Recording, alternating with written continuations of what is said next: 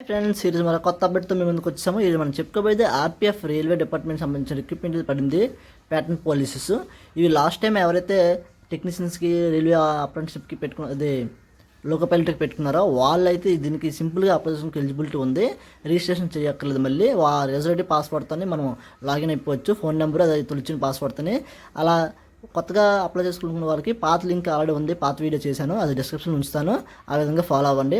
ఇంతవరకు మన ఛానల్ ఇంకెవరైనా సబ్స్క్రైబ్ అయిపోతే సబ్స్క్రైబ్ చేసుకోండి. ఈరోజు మనకి ఆర్పిఎఫ్లోని సబ్ ఇన్స్పెక్టర్ అదేవిధంగా కానిస్టేబుల్ పడ్డాయి. సబ్ ఇన్స్పెక్టర్లో చేసుకోవాలనుకుంటే దానికి డిగ్రీ క్వాలిఫికేషన్ ఉండాలి. లేదు కానిస్టేబుల్ అప్లై చేసుకోవాలనుకుంటే దానికి మాత్రం 10th క్లాస్ క్వాలిఫికేషన్ ఉంటే చాలు. రెండు కూడా 14/5/2024 లాస్ట్ డేట్ అయితే ఇచ్చారు.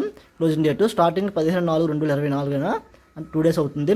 మనకి అప్లికేషన్ అయితే ఓపెన్ అయిపోయింది. మనం కానిస్టేబుల్ ఏ విధంగా అప్లై చేసుకోవాలో పాత రిజిస్ట్రేషన్ వాళ్ళని ఎక్స్ప్లెయిన్ చేయబోతున్నాను. ఈ విధంగా చేసిన తర్వాత ఇక్కడ ఎక్స్ట్రాగా ఓన్లీ మదర్ టంగ్ ఒకటే అడుగుతాడు. మదర్ టంగ్ మనం అయితే అప్లై చేసుకుని సేవ్ అండ్ నెక్స్ట్ కొట్టుకుంటే ఆల్రెడీ నెక్స్ట్ ఆప్షన్కి వెళ్ళిపోతాము.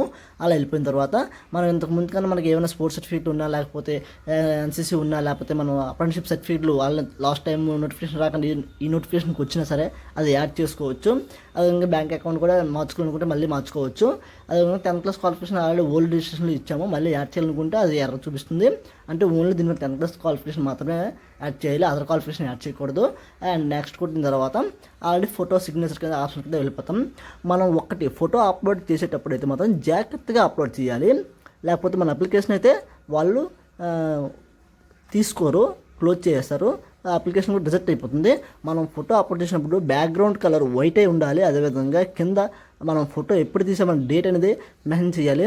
అది కూడా విజిబుల్గా 300 రిజర్వేషన్లో కలిగి ఉండాలి. అది 30 నుంచి 70 KB లోపు అయితే ఉండాలి.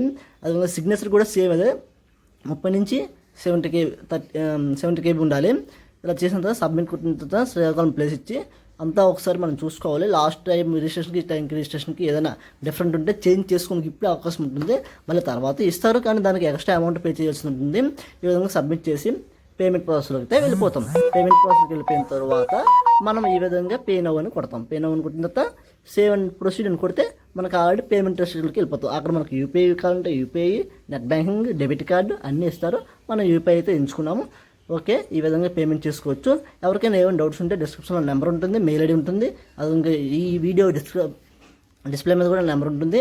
అదేవిధంగా దీన్ని రిజిస్ట్రేషన్ ఏ విధంగా చేసుకోవాలో ఆల్రెడీ లాస్ట్ వీడియో చేశాను. అది డిస్క్రిప్షన్లో లింక్లో మీకైతే ఉంచడం అయితే జరుగుతుంది. లాస్ట్ వీడియో డిస్క్రిప్షన్ లింక్లో ఆ వీడియో ఉంటుంది. రిజిస్ట్రేషన్ ఏ విధంగా చేసుకోవాలో చేసుకోవచ్చు.